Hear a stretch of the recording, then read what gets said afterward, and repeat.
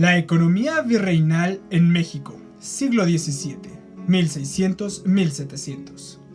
La economía es el sistema mediante el cual una sociedad genera y distribuye riqueza.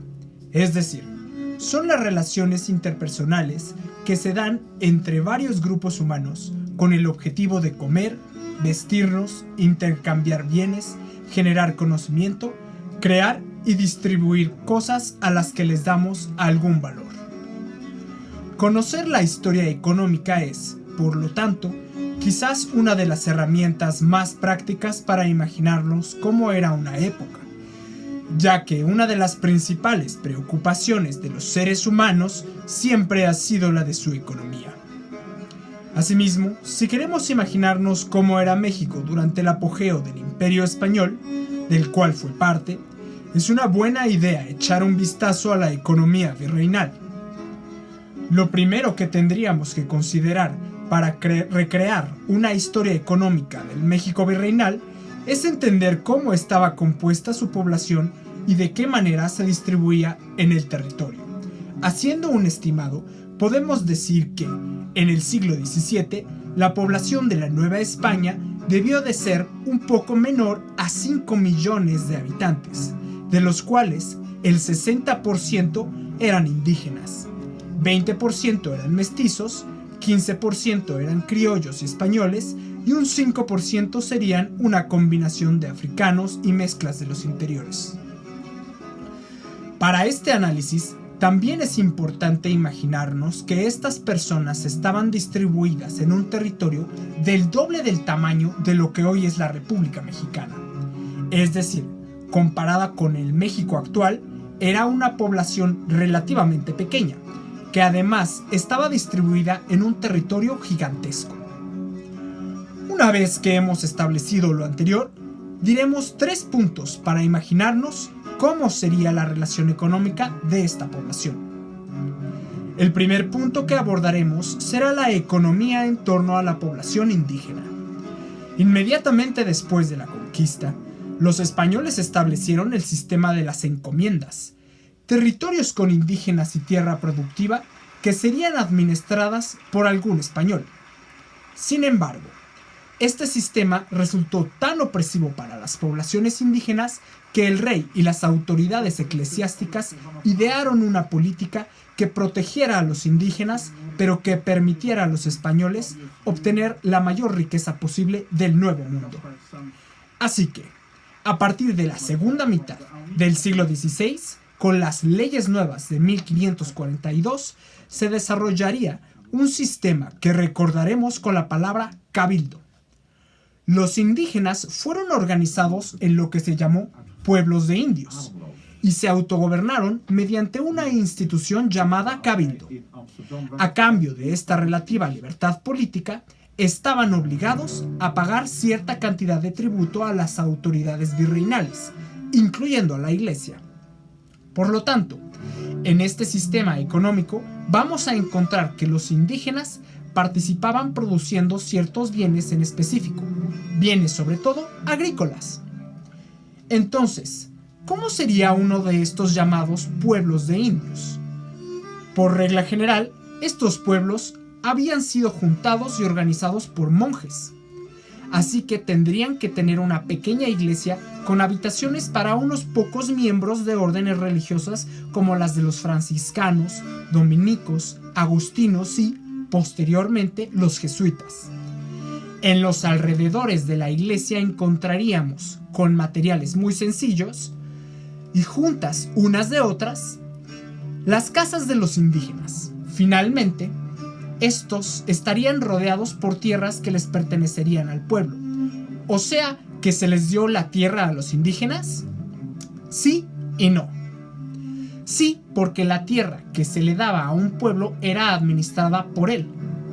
No, porque la tierra no era repartida entre los individuos del pueblo, sino que era tierra comunal, y los indígenas de mayor rango social, sobre todo los mayores, determinaban a qué familias les correspondía trabajar qué partes de la tierra del pueblo. Además, el cabildo, compuesto generalmente por los mayores del pueblo, debía pagar tributo a las autoridades virreinales y pagaban con lo que producían: maíz, frijol, calabaza, gallinas, pescados, principalmente productos agrícolas y de los animales que criaban. Es decir, los pueblos de indios tenían una economía sencilla, generaban productos agrícolas y en su vida cotidiana, además, gozaban de las fiestas religiosas en las cuales se distraían del trabajo. Generalmente los pueblos de indios tenían como vecinos otros pueblos de indios, pero también podían estar cerca de alguna hacienda o ciudad de españoles. Las mejores tierras generalmente fueron repartidas por las autoridades virreinales a españoles y criollos con grandes riquezas, no a los pueblos de indios. Por lo tanto, el siguiente punto que debemos de abordar es el de la economía de los españoles y criollos. Si bien la población indígena, un 60% de la población total, estaba acomodada en los pueblos de indios, por su parte los españoles se congregaron principalmente en lo que se llamó ciudades de españoles.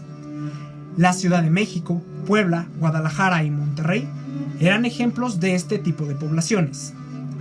Los españoles eran los dueños y administradores de las actividades económicas más rentables del virreinato, principalmente la minería y la ganadería, así como algunas actividades agrícolas y mercantiles. Recordemos que uno de los principales intereses de la monarquía en la Nueva España era la plata. Por lo tanto, los españoles también construyeron pueblos mineros en varios lugares del virreinato, a los cuales migraron criollos, mestizos y también indígenas que por distintos motivos abandonaban los pueblos de indios. Por su parte, el ganado mayor dejaba mucha riqueza. Pensemos que los ganaderos no solo comerciaban con la carne de las vacas que sirve como alimento, sino que el negocio de las pieles era sumamente lucrativo. En aquella época, muchísimas de las cosas que se utilizaban cotidianamente eran de piel. Zapatos, cinturones, sombreros, muebles, sillas para montar, entre otros muchos. Estos productos de la piel además se podían exportar a Europa. Así que cuando pensamos que los españoles y criollos se adueñaron de la ganadería, tomemos en cuenta el gran negocio que había detrás de esta. En el mismo sentido, había ingenios agrícolas que producían azúcar, algodón, tabaco y otros productos que se podían embarcar sin echarse a perder, y se vendían bien en Europa y en China. Estos también representaban actividades económicas lucrativas que eran exclusivamente de los españoles y criollos. Finalmente, otra actividad importante era el comercio de productos artesanales elaborados en la Nueva España, en Europa o incluso en China. Indios, mestizos y españoles acudían a las ciudades de españoles para vender productos de varios orígenes y funciones. Sin embargo, salvo algunas excepciones, era una actividad económica relativamente limitada, ya que las autoridades virreinales cobraban muchos impuestos al comercio y concedían los mejores tratos comerciales a los españoles y a los criollos.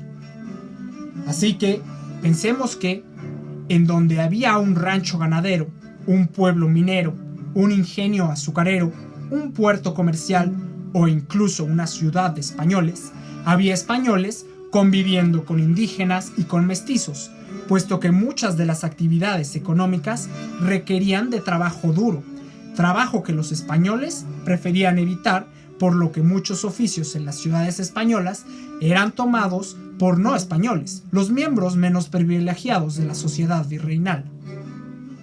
Sin embargo, y como tercer punto, buena parte de la vida económica giraba en torno a la administración del propio virreinato. Las ciudades de españoles más importantes eran gobernadas por una institución llamada ayuntamiento, donde se juntaban las principales corporaciones de un determinado territorio, incluyendo a los representantes de los pueblos de indios.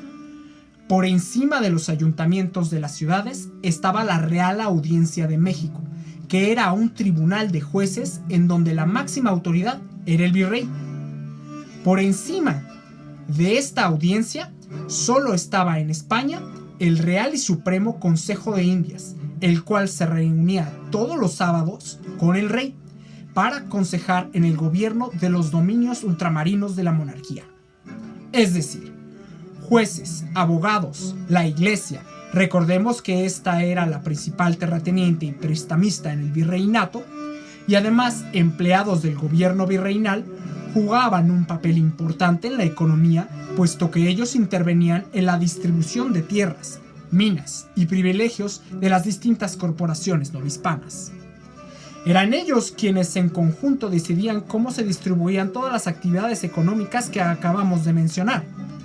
Y es importante aclarar que su influencia económica estaba dictada desde la propia corona de España, es decir, que como al rey le importaba privilegiar sus intereses y los de su principal aliada en Europa, la Iglesia, el suministro de plata y el poder eclesiástico tuvieron un papel extremadamente importante en la economía del virreinato en México.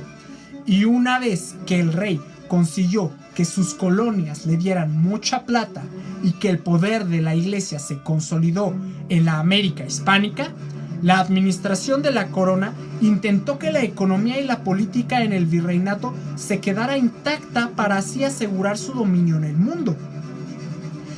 Eso explica el que la población del virreinato creció muy poco de 1600 a 1750 y que las relaciones económicas que acabamos de describir prácticamente se mantuvieron iguales por ese mismo periodo del que estamos hablando.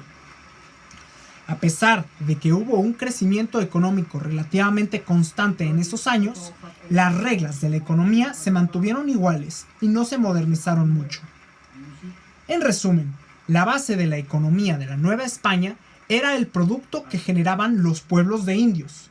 Ellos sembraban los alimentos básicos del virreinato, pero se trataba de cosas que no se podían exportar a Europa porque eran alimentos que se echaban a perder en un viaje intercontinental. Por su parte, los españoles se reservaron el privilegio de realizar las actividades económicas más rentables como la minería y la ganadería y aquellos cuyos productos se podían exportar a Europa. Asimismo, la vida en los pueblos mineros y en las ciudades de españoles estaba impregnada de su actividad y de su cultura.